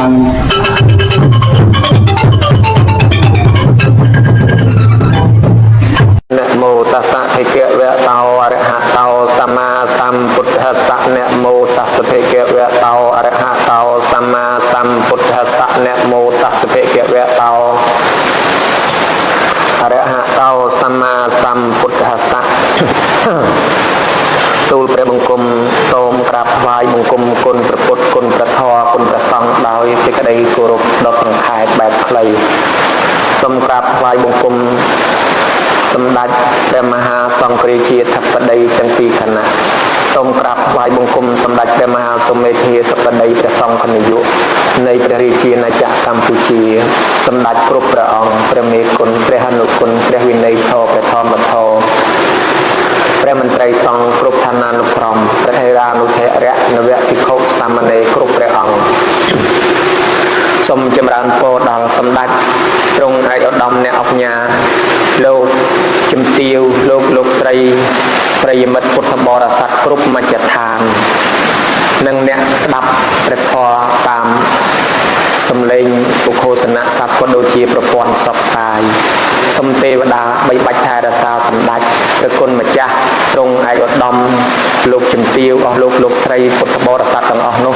ជួបប្រទះតែសេចក្តីសុខចម្រុងចម្រើនជារៀងរហូតតទៅកុំបីមានជំងឺឈឺអាពាហ៍បៀតបៀនឡើយលំដាប់តទៅនេះទូលព្រះបង្គំខ្ញុំប្រកាសណាអាត្មាភាពសូមព្រះរាជានុញ្ញាតអនុញ្ញាតលើកឡើងនិទានប្រវត្តិជាប់តាក់ទងជាមួយនឹងកម្មវិធីបុណ្យនៅក្នុងព្រះពុទ្ធសាសនាក្នុងវេលានេះគឺបុណ្យភ្ជុំបិណ្ឌបុណ្យកាន់បិណ្ឌនិងបុណ្យភ្ជុំបិណ្ឌសាធុវោអស់លោកអ្នកសាធុសពបរោះប្រុសស្រីទាំងឡាយនៅក្នុងព្រះរាជាណាចក្រកម្ពុជាតែងមានកម្មវិធីបុណ្យមួយដែលហៅថាបុណ្យកាន់បិណ្ឌបុណ្យភ្ជុំបិណ្ឌដែលប្រារព្ធធ្វើជារៀងរាល់ឆ្នាំចាប់ពីថ្ងៃ1រោចខែភទ្របទដល់ថ្ងៃ15រោចខែភទ្របទបុណ្យនេះឃើញមានមនុស្សម្នាមកយ៉ាងច្រើនកុះកស្រុកភូមិខ្លះវត្តខ្លះដាក់ជីវេនគ្នាដើម្បីមកធ្វើបុណ្យនេះពេញទាំង15ថ្ងៃ14ថ្ងៃគឺថ្ងៃកាន់បិណ្ឌដល់ថ្ងៃទី15នោះគឺថ្ងៃភ្ជុំគឺមានការជួបជុំច្រើនជាងប្រកបដីពិធីបុណ្យភ្ជុំបិណ្ឌនេះបើគិតទៅតាមការសិក្សាស្រាវជ្រាវជាប់តាក់ទងទៅដោយជំនឿសាសនាបើនិយាយពីជំនឿសាសនាមនុស្សលើโลกនេះមានអ្នកខ្លះជឿទៅអ្នកខ្លះក៏មិនជឿប៉ុន្តែក្នុងទីនេះក៏សូមជឿក្តីមិនជឿក្តីក៏សូមនិទានទៅតាមដំណើរដើមតងរឿងរ៉ាវដែលបានសិក្សាមកជាប្រពៃណីជីវធម៌ឬក៏ជាឯកសារគម្ពីរនៃការក្បួនច្បាប់ទៅចុះ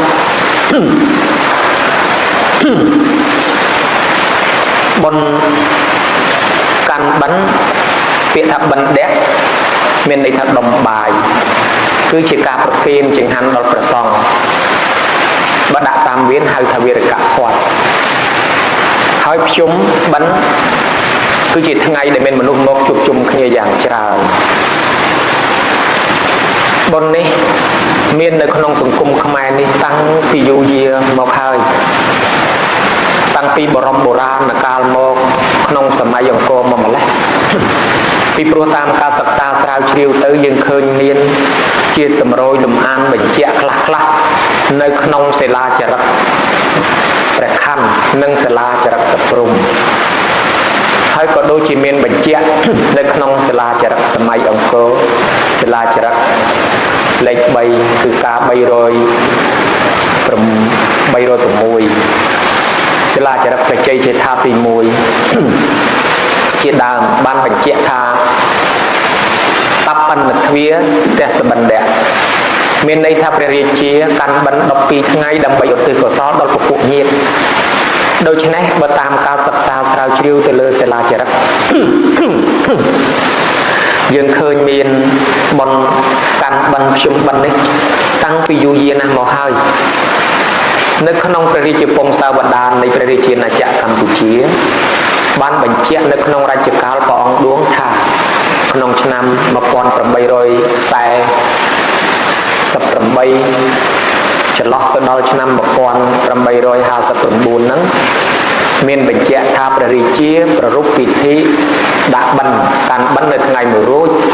ថ្ងៃ14រោចទ្រង់ចេញថ្វាយតែបេដក15រោចទេសនាគាថាភ័ណ្ឌសេចក្តីនេះមានន័យបញ្ជាក់ថាគឺការបង្ហាញពីសកម្មភាពព្រះរាជាធ្វើបុណ្យជុំបិណ្ឌកាន់បិណ្ឌមិនមែនព្រះរាជាបង្កើតបុណ្យនឹងត្រឹមថ្ងៃហ្នឹងទេគឺបញ្ជាក់ពីសកម្មភាពព្រះរាជាធ្វើបុណ្យតាមការសិក្សាសន្និដ្ឋានមកថាអាចបុណ្យនេះមានតាំងតែពីសម័យអង្គរប៉ុន្តែពេលរជ្ជកាលខ្លះមានការធ្វើរជ្ជកាលខ្លះមានការរីកចម្រើនខ្លាំងពេលខ្លះក៏មានការថយចុះហើយការធ្វើនោះពុំទាន់បានចុះសម្រុងគ្នាគ្រប់ទិសទីនៅឡើយ ក៏លោកក្នុងរជ្ជកាលព្រះអង្គឌួងក៏ទើបមានកម្មវិធីនេះកើតឡើងគ្រប់វត្តអារាមគ្រប់ទិសទីទាំងអស់នេះតាមមតិសន្និដ្ឋានរបស់អ្នកសិក្សាយើងគិតឃើញប្រភពប្រវត្តិនៃការធ្វើបុណ្យកាន់បិណ្ឌភ្ជុំបិណ្ឌនេះតើកើតឡើងតាមរយៈណាសម្លឹងទៅលើជាតិពន្ធវិជាវប្បធម៌ជាតិសាសន៍របស់មនុស្សដែលរស់នៅក្នុងតំបន់អាស៊ីជាពិសេសក្នុងប្រទេសកម្ពុជានេះយើងរងទទួលឥទ្ធិពលសាសនាជាច្រើនហើយជាពិសេសសាសនាជំនឿដើមសាសនាព្រហ្មញ្ញសាសនាពុទ្ធនិងជំនឿឥទ្ធិពលសាសនាពីប្រទេសជិតខាងផ្សេងៗទៀតក៏មានចំពោះបុណ្យភ្ជុំបិណ្ឌយើងអាចចាត់ថាជាបុណ្យរបស់ប្រពៃណីជាតិផងជាបុណ្យសាសនាផងលាយបញ្ចូលគ្នាបុណ្យប្រពៃណីជាតិត្រង់ថាប្រទេសគេអ្នកកាន់ពុទ្ធសាសនាដូចគ្នាដែរគេអត់មានទេមានតែប្រជាណាចក្រកម្ពុជាតែប៉ុណ្ណោះដូច្នេះគេអត់មានយើងមានគឺពិតជាបុណ្យប្រពៃណីជាតិរបស់យើងពីព្រោះថាទោះបីព្រះពុទ្ធសាសនាមិនទាន់បានផ្សាយចូលមកដល់ប្រទេសកម្ពុជានេះក៏ប្រទេសកម្ពុជាយើងបានទទួលការរៀបចំគោរពបូជាចំពោះបុព្វការីជនជាពិសេសការគោរពរាប់អានព្រលឹងដូនតាមានការធ្វើបុណ្យសន្តានសែនព្រេនទៅតាមជំនឿនោះរួចស្រេចមុន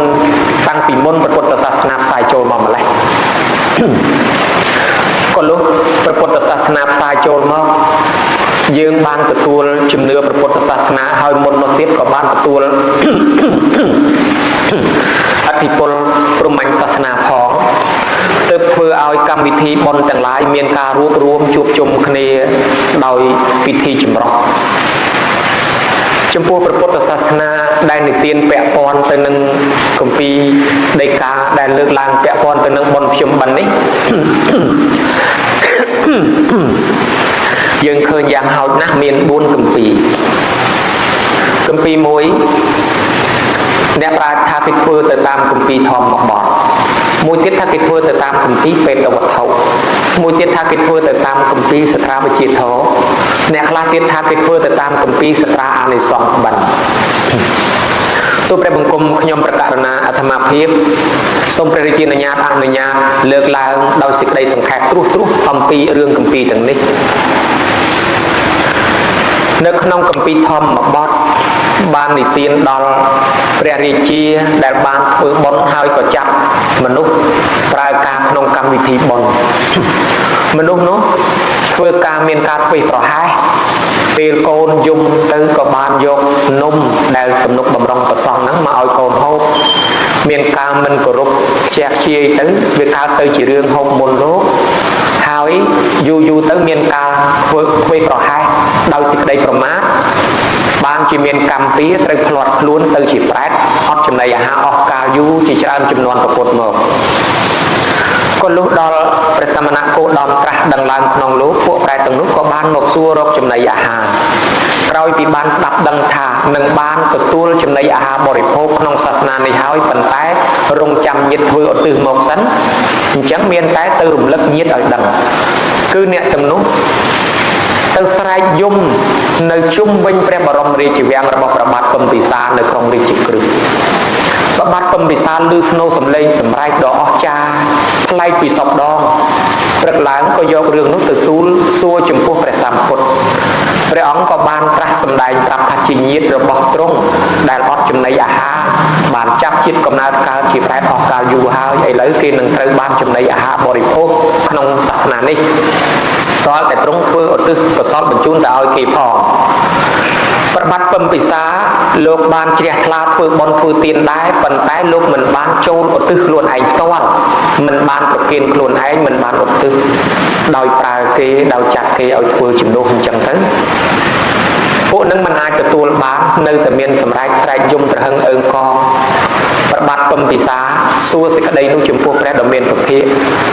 ធ្វើបុណ្យរួចហើយមិនក៏ពួកប្រែតនៅតែស្រែកយំទៀតបានព្រះអង្គទ្រង់សម្ដែងប្រាប់ថាមហារាជធ្វើមែនប៉ុន្តែមហារាជមិនបានឧទ្ទិសម ម្ល៉េះហើយកំណើតពួកគេជាបរតតោបជីវីមិនអាចទទួលផលបានទេតលតែមហារាជធ្វើឲ្យឧទ្ទិសផងបានប្របាទពំពិសាលោកធ្វើឲ្យចូលប្រគេននិងឧទ្ទិសកុសលផលបុណ្យទៅព្រះពុទ្ធលោកទ្រង់ធ្វើផតតាមនមោទនាសម្ដែងនៅទីរោកុដសោតដែលមានចរិតទុកនៅក្នុងគម្ពីរបេតវត្ថុ3:56ដែរទីរោកុដសោតនោះព្រះសង្ឃតែងនិយមយកមកសូត្ររាល់ពេលបន់ភ្ជុំបិណ្ឌនិងធ្វើតេកណានុប្រទានទល់តែសប្តាហ៍ថ្ងៃនេះប្រែជាញាតិរបស់ប្របាទពំពិសាបានទទួលអដ្ឋមនុញ្ញផលសោយសម្បត្តិទៅរួចចាកពីកំណើតតែក្នុងសម័យកាលនោះបានចំណីអាហារបរិភោគនេះហើយក៏ជាជំនឿមួយនៅក្នុងរឿងធ្វើបុណ្យតេកណានុប្រទានទៅឧទ្ទិសត្រូវចូលប្រគេនហេតុនេះបានជាសម្ដេចទ្រង់ឯកឧត្តមទោះបីមានវ័យចាស់ជរាក៏សុខចិត្តចូលប្រគេនផ្ទាល់ដៃឧទ្ទិសផ្ទាល់ខ្លួនហើយឲ្យកូនចៅដឹកលុបជញ្ជូនយកមកវត្តដើម្បីធ្វើខ្លួនឯងឲ្យបានផ្ទាល់នេះដោយសាររឿងហ្នឹង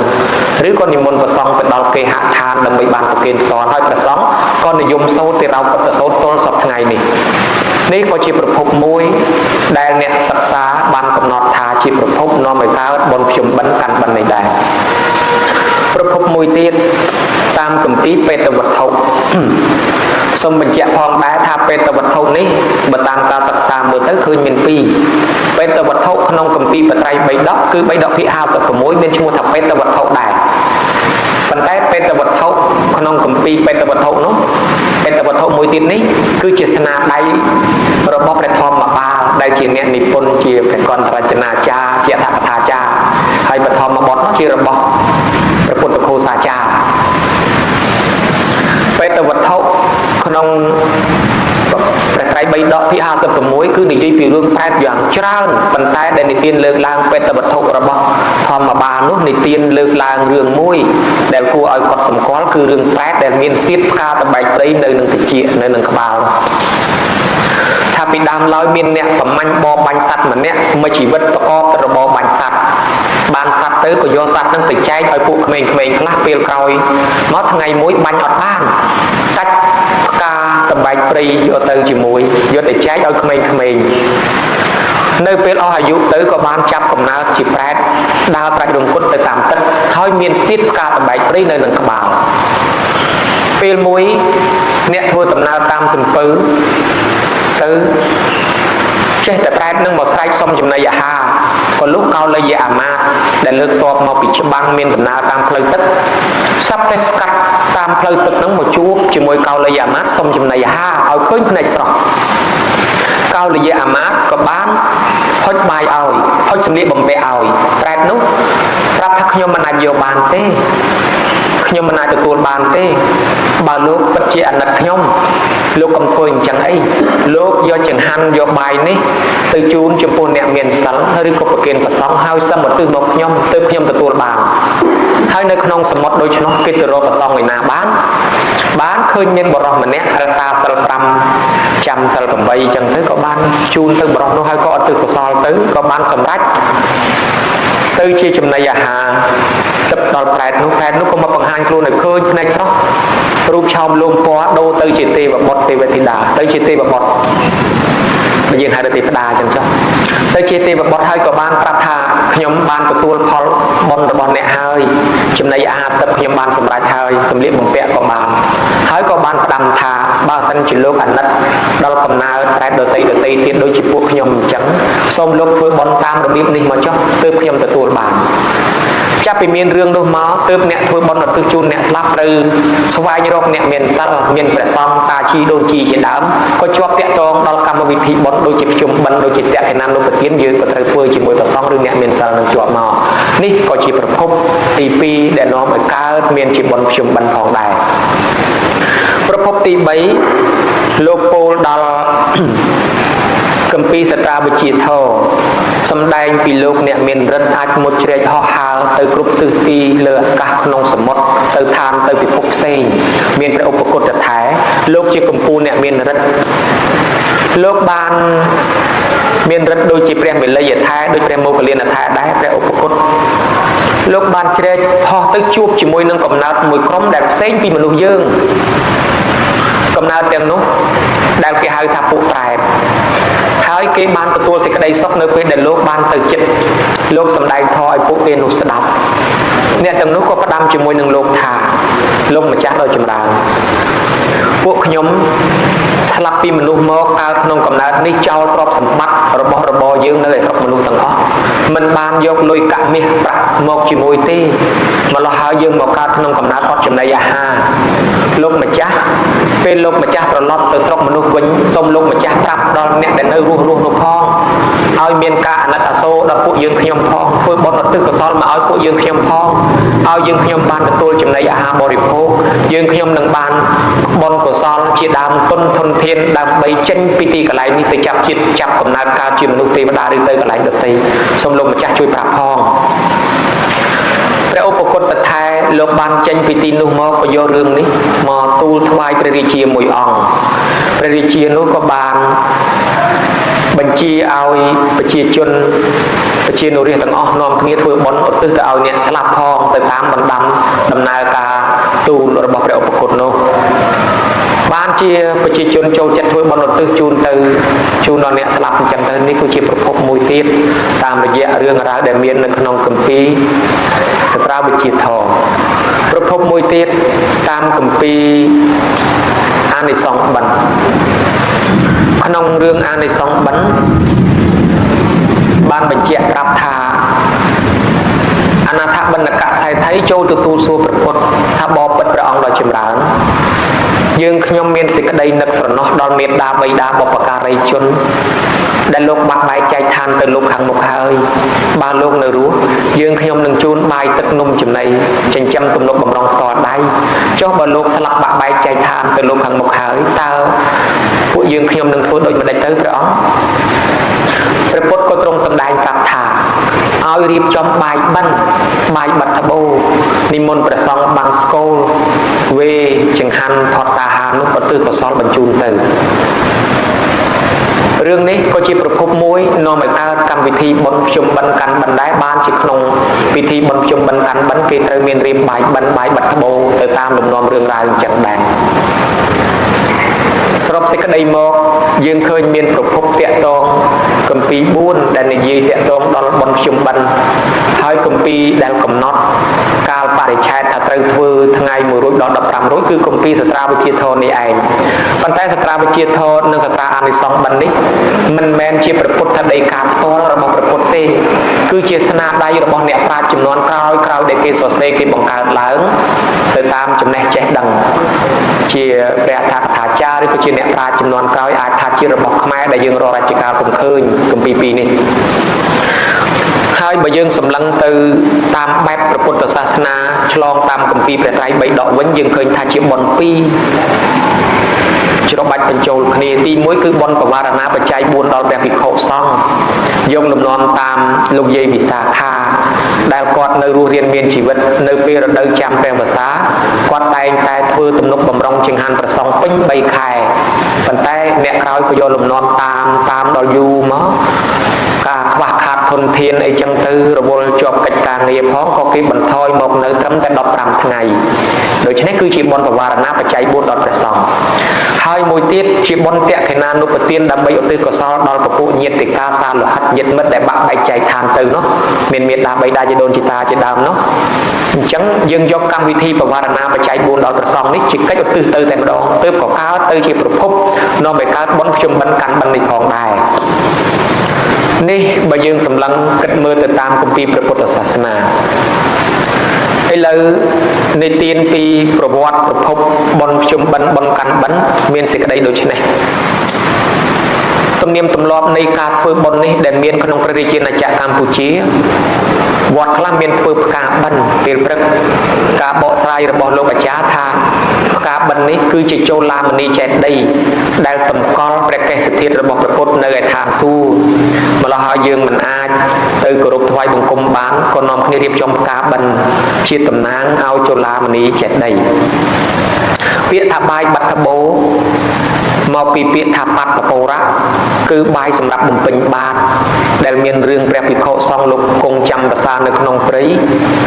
มันអាចទៅបិណ្ឌបានគ្រប់គ្រាន់ដោយសាររដូវកាលមេឃភ្លៀងហើយឆ្ងាយផងលោកខ្វះចង្ហាន់ស្គមស្គាំងក៏ជួបនឹងបរិះអ្នកមានសទ្ធាជ្រះថ្លាគេក៏បានរៀបចំទំនុកបំរុងចង្ហាន់ត្រៀមខាងក្រៅបាតជាចង្ហាន់សគួរសម្រាប់ប្រសង់ទៅបិណ្ឌបាតមិនបានក៏មានចង្ហាន់សម្រាប់ឆាន់អញ្ចឹងក៏កើតទៅជាបាយបាត់ត្បូដែលជារបស់ផ្សេងក្រៅបាតមកពីពាក្យថាបាត់ត្បូរៈបាយបំពេញបាតបន្ថែមខាងក្រៅបាតមានតាំងពីនំផ្លែឈើអីជាដើមផងដែរ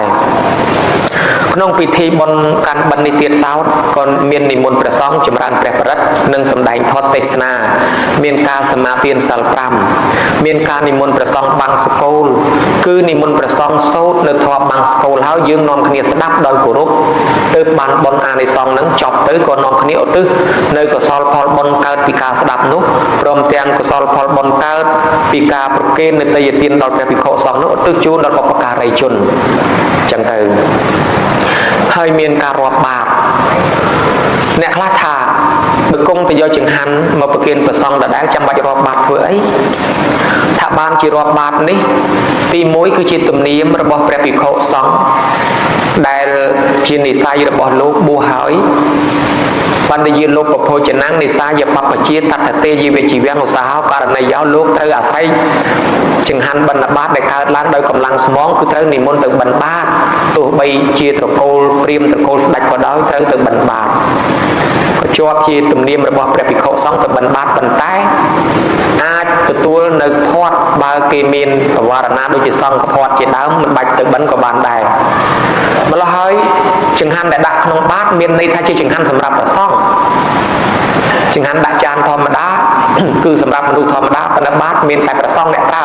អញ្ចឹងសង្ឃាមិសុបតតេតាជាទានតម្កល់នៅក្នុងសង្ឃមានពាក្យនៅក្នុងធម៌សូត្រថាបុគ្គលគប្បីឲ្យនៅវរិទ្ធភោជនដោយពេញដល់ភេជ្ជៈ1000ដល់ពេញដោយភេជ្ជៈ1000មានន័យថា1000ចានក៏មិនបានស្មើនឹងភោជនមួយបាតដែលគេបានឲ្យហើយដល់ព្រះសារីបុត្រនិងពួកអក្សរវៈដតីក្នុងពុទ្ធបាតនេះដែលមានគុណប្រមាណមិនបានមានន័យថាឲ្យរាប់ពាន់ចានមិនមែនជាប្រសង់ដល់តែឲ្យមួយបាតចំពោះប្រសង់បត្តបុរាណុភាវេនៈមេត្តាបេតាប្រមុញ្ចរេព្រោះហេតុនោះបានជាមេត្តានឹងបីដារមែងរួចចាកទីដល់ថោកទាបដោយអនុភាពនៃបាយដែលពេញក្នុងបាតបានជាគេនិយមរាប់បាតអញ្ចឹងទៅប៉ុន្តែពិនិត្យមើលផងដែរចំពោះការរាប់បាតកុំឲ្យពេញកុំឲ្យហៀអីនឹងរាប់បាតមួយទៀតការពូនភ្នំខ្សាច់ជំនឿថារំដោះរំលោះរំលៀងកម្មពៀសូម20ទោសអំពីសត្វធាតុទាំងឡាយដែលយើងបានដើរជន់ឬក៏ប៉ះពៀទៅលើវាដោយអចេតនាក្តីដោយចេតនាក្តីដែលយើងមិនដឹងក្រែងលោវាមានគំនុំគុំគួនដាក់ទំនាយមកយើងសូមផ្ទេជូនឲ្យបុណ្យកុសលទៅគេវិញកុំឲ្យគេចងពៀជាមួយយើងនៃម្យ៉ាងទៀតគឺយើងពូនទៅជាចូលឡាមនីចេតីតម្កល់ព្រះកេសធាតុរបស់ព្រះពុទ្ធនិងព្រះចង្កូមកែវនៅឯឋានសួគ៌ឯណោះយើងមិនអាចទៅដល់ក៏អធិដ្ឋានភ្នំខ្សាច់នេះសម្រាប់គោរពបូជាផងដែរលើពីនោះទៅទៀត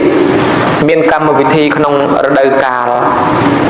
បុណ្យភ្ជុំបិណ្ឌនេះតែងមានសូត្របរាភវៈសូត្រហើយនឹងធ្វើវេនមានអ្នកខ្លះសួរថាម៉េចក៏បុណ្យនឹងគេធ្វើវេនថាបានជាធ្វើវេនពីដើមមកសង្ឃផាត់តាំងគឺសង្ឃផាត់ពេញ3ខែសម័យក្រោយមកទៀតដែលមាននិទាននៅក្នុងគម្ពីរបត្រៃបិដកចលវៈភាគទី10ថាប្រជាជនមានការខ្សោយកម្លាំងខ្វះចង្ហាន់ម្ល៉េះហើយក៏ដាក់ទៅជាសាលាកផាត់ក៏មានទៅជាឧបោសថកៈផាត់ក៏មានទៅជាផាត់ផ្សេងមិនអាចប្រគិនគ្រប់3ខែឬក៏ប្រគិនគ្រប់ពេញរាល់ថ្ងៃបានទេគឺមានពេលមានវេលាច្បាស់លាស់ហើយពាក្យថាវារិកៈផាត់គឺផាត់តាមវេនដោយសារមនុស្សជាប់រវល់កិច្ចការងារផងក៏មានវេរិកៈផាត់គឺផាត់តាមវេនដើម្បីម្ដងគេម្ដងយើងហើយបើចំពោះក្នុងប្រទេសកម្ពុជាយើងអាចមានន័យពីរមួយគឺមនុស្សរវល់មិនអាចទៅបានគ្រប់ពេលវេលាក៏ម្ដងយើងម្ដងគេហើយមួយទៀតក៏ដើម្បីចែករំលែកបើមនុស្សក្នុងវត្តមានភូមិជាច្រើនហើយនាំគ្នាសម្រុកមកតែមួយថ្ងៃស្អែកកាន់ស្អែកអត់មានដូច្នេះហើយការដែលមកមួយថ្ងៃមនុស្សច្រើនជ្រុលចង្ហាន់ក៏ច្រើនជ្រុលដល់ស្អែកកាន់ស្អែកប៉ះចំអស់ chẳng hỏi có sầm ruột tới chạy tới chiều viên phong sầm ruột cách càng nghề phongនេះបើតាមគម្ពីរពុទ្ធសាសនាបត្រៃ3ដកផងក៏ដូចជាក្នុងការឃើញជាក់ស្ដែងនៅក្នុងព្រះជាណាចក្រកម្ពុជាផងក៏ទើបមានការធ្វើវេនទៅចែកបុណ្យចែកកុសលគ្នាសម្រួលដល់មនុស្សដែលបានមកធ្វើបុណ្យផងដែររីឯការសូត្រនៅបរាភវៈសូត្រនោះបរាភវៈសូត្រនឹងអ្នកខ្លះថាម៉េចក៏សូត្រទៅពេលភ្ជុំបិណ្ឌចុះក្រៅពីភ្ជុំបិណ្ឌបុណ្យដតីមិនអាចសូត្រទេឬក៏យ៉ាងណាថាបុណ្យដតីក៏អាចសូត្របានដែរប៉ុន្តែវាមិនមានពេលវេលាគ្រប់គ្រាន់ពីព្រោះធម៌បរាភវៈសូត្រនឹងមានដល់12គាថាហើយធម៌បរាភវៈសូត្រនេះមានន័យមួយផ្សេងគឺស្ដាប់ឲ្យយល់ដែលព្រះពុទ្ធទ្រង់សម្ដែងទុកមកមាននៅក្នុងប្រត្រៃ3ដកភាគ54ហើយព្រះសង្ឃិតេកាចារ្យលោកបកប្រែក្នុងគម្ពីរប្រត្រៃ3ដកក៏គ្មានកំណាព្យពាក្យកាប់ខ្លួនជួនអីចឹងដែរជាពាក្យរាយធម្មតាមានជាកំណាព្យពាក្យជួននេះឡើងត្រឹមឆ្នាំ1944មកទេចំនួនព្រះគ្រូឯកញឹមធ្វើបុណ្យបច្ចុប្បន្នសីមាវត្តធម្មិសារារាមលោកបានតែងទៅជាកំណាព្យកាប់ខ្លួនជាមួយនឹងមង្គលសោតនិងប្រសោតផ្សេងដើម្បីចែកផ្សព្វផ្សាយក្នុងបុណ្យបច្ចុប្បន្នសីមាក៏រួចពីនោះទៅគេឃើញមានអត្ថបទនេះកំណាព្យកាប់ខ្លួនល្អក៏យកមកផ្សព្វផ្សាយចាប់ដើមមានសោតជាបុណ្យបែបកំណាព្យត្រឹមឆ្នាំ1944មកប៉ុណ្ណឹងទេរឿងបរាភវៈសូត្រនេះយើងអាចសូត្រក្នុងបុណ្យណាក៏បានដែរប៉ុន្តែมันមានពេលវេលាគ្រប់គ្រាន់ម្យ៉ាងបុណ្យភ្ជុំបិណ្ឌជាបុណ្យមានពេលវែងមនុស្សមកច្រើនអប់រំបានទាំងក្មេងទាំងចាស់មិនមែនជាក្រុមគ្រួសារមួយឬក៏ម្ចាស់បុណ្យមួយទេគឺអប់រំបានពេញភូមិពេញស្រុកពេញឃុំចំណោះជើងវត្តទាំងអស់បានច្រើនបានជានិយមយកមកសូត្រពេលភ្ជុំបិណ្ឌហើយបើយើងយកទៅសូត្រខុសពីភ្ជុំបិណ្ឌវាទៅជាទម្លាប់អញ្ចឹងទៅហើយក៏ដូចជាមិននិយមប្រៀបដូចបទចម្រៀងដែលគេចម្រៀងសម្រាប់ចាក់ពេលចូលឆ្នាំយកទៅចាក់ពេលភ្ជុំក៏ដូចជាមិននិយមចឹងដែរបរាភវៈសូត្រមានន័យថាហេតុនាំឲ្យវិនិច្ឆ័យផ្លូវនៃសេចក្តីវិនិច្ឆ័យនៅលើលោកយើងនេះសកម្មភាពមនុស្សនៅក្នុងសង្គមទោះបីសម័យកាលnàoក៏ដោយមានផ្លូវវិនិច្ឆ័យនឹង12បើមនុស្សណាឈានជើងចូលកាន់ផ្លូវវិនិច្ឆ័យនោះមនុស្សនឹងឯងនឹងនាំខ្លួនឲ្យទៅវិនិច្ឆ័យនេះជាការអប់រំមនុស្សកុំឲ្យដើរទៅផ្លូវវិនិច្ឆ័យឧទាហរណ៍ខ្លះដូចជាវិនិច្ឆ័យទី1មនុស្សស្អប់ធម៌ស្អប់ពាក្យព្រានបដៅល្អអញ្ចឹងមានន័យថាទៅពេញចិត្តតែពាក្យអាក្រក់មិនមែនពាក្យអប់រំល្អមនុស្សនោះហើយទៅជាវិនិច្ឆ័យមួយទៀតមិនព្រមសែបគប់មនុស្សល្អទៅសែបគប់តែបាបកំណត់នោះហើយក៏ជាផ្លូវនាំខ្លួនទៅរកសេចក្តីវិនិច្ឆ័យ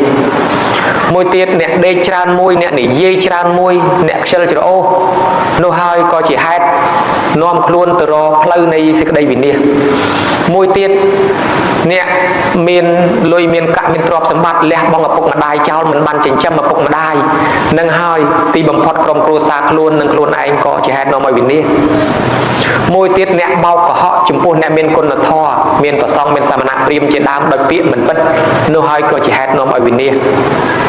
មួយទៀតទី7នោះអាងខ្លួនមានទ្រព្យសម្បត្តិច្រើនមើលងាយអ្នកដតីមើលងាយញាតិរបស់ខ្លួនអាងតែខ្លួនមានយសមានស័ក្តិមានទ្រព្យសម្បត្តិគេថាជាហេតុនាំឲ្យសេចក្តីវិនិច្ឆ័យដែរមួយទៀតមានចំណីអាហារឆ្ងាញ់លួចលាក់លៀមបរិភោគតែម្នាក់ឯងមិនចែកគេរស់ផងក៏ជាហេតុនាំឲ្យវិនិច្ឆ័យផ្លូវមួយទៀតមនុស្សទៅប្រព្រឹត្តតែលបែង3ប្រការលបែងស្រីលបែងសារលបែងភ្នាល់នេះក៏ជាហេតុនាំឲ្យវិនិច្ឆ័យផ្លូវមួយទៀតមិនត្រេកអរនឹងក្រុមគ្រួសារប្តីប្រពន្ធខ្លួនទេចេះតែកិច្ចវេះពីក្រុមគ្រួសារទៅសែបគប់នឹងស្រីពេស្យាផ្សេងក៏ជាហេតុនាំឲ្យវិនិច្ឆ័យផ្លូវមួយទៀតមនុស្សដែលមានវ័យចាស់ជ្រុលពេកហើយយកប្រពន្ធក្មេងយកប្តីក្មេងក៏ជាហេតុនាំឲ្យវិនិច្ឆ័យផ្លូវមួយទៀតក្នុងអង្គការ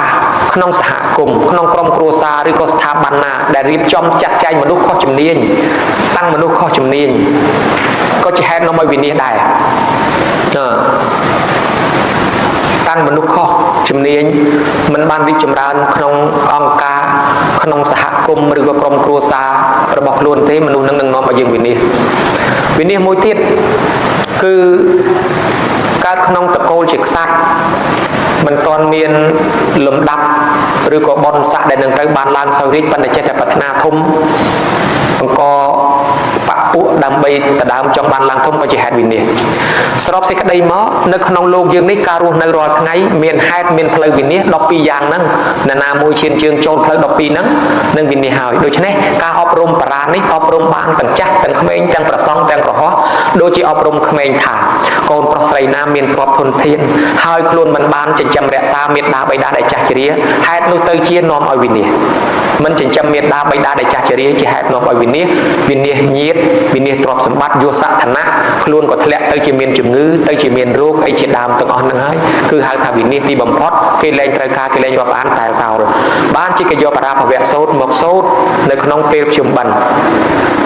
វត្តខ្លះមានពិធីបោះបាយបិណ្ឌវត្តខ្លះក៏មិនមានទេហើយទៅតាមជំនឿដែលបកស្រាយរៀងខ្លួនវត្តខ្លះក៏មានពិធីសែនដូនតាវត្តខ្លះក៏មិនមានគម្ពីរដែលពោលពាក់ព័ន្ធទៅដល់រឿងប្រែតយើងឃើញមានគម្ពីរបេតវត្ថុមានរាប់ប្រែត12យ៉ាងទៅតាមប្រភេទកម្មពៀនិងអំពើរបស់ខ្លួននៅក្នុងវប្បធម៌ខ្មែររាប់ប្រែតមាន36នៅក្នុងមិលនបញ្ហារាប់មានប្រែត4ពួកគឺពួកអូតូបជីវីពួកប្រែតដែលចិញ្ចឹមជីវិតដោយខ្ទុះឈាមពួកខបបាសិកវ័នតប្រែតគឺប្រែតដែលស្គាល់តែទុក្ខវេទនាដោយសេចក្តីស្រេកឃ្លានជានិច្ចនិច្ឆាមតណ្ហៈ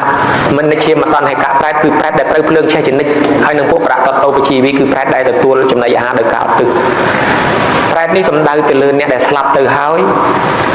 ចាប់កំណើតកើតថ្មីមួយទៀតប៉ុន្តែមិនដឹងថាកើតជាស្អីមិនទាន់ដឹងថាល្អឬអាក្រក់កំណើតដែលស្លាប់ទៅហើយចាប់ថ្មីទៀតនោះគេហៅថាប្រែតមិនទាន់ល្អឬមិនទាន់អាក្រក់ប៉ុន្តែមនុស្សយើងដែលយកមកប្រើឲ្យទៅលើពាក្យថាប្រែតគឺសំដៅទៅលើរឿងអាក្រក់សរុបសេចក្តីមក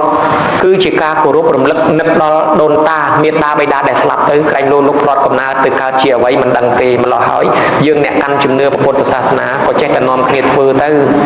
ហើយម្យ៉ាងទៀតការធ្វើទៅនោះមានគោលបំណងមានប្រយោជន៍សម្រាប់សង្គមជាតិផងសម្រាប់សាសនាផងយ៉ាងច្រើនយ៉ាងហោចណាស់គោលបំណងវត្ថុបំណងនៃកម្មវិធីបុណ្យភ្ជុំបិណ្ឌដែលយើងឃើញត្រួសនឹងមានសេចក្តីរៀបរាប់តទៅនេះការកើតឡើងជាបុណ្យភ្ជុំបិណ្ឌនិងការធ្វើបុណ្យភ្ជុំបិណ្ឌនេះគឺសម្ដែងពីពុទ្ធសាសនាសារណហេតុនឹកឃើញយើងជាអ្នកកាន់ព្រះពុទ្ធសាសនាត្រូវគោរពតាមទូនីតិជាបរិស័ទថែរក្សាប្រពៃណីទំនៀម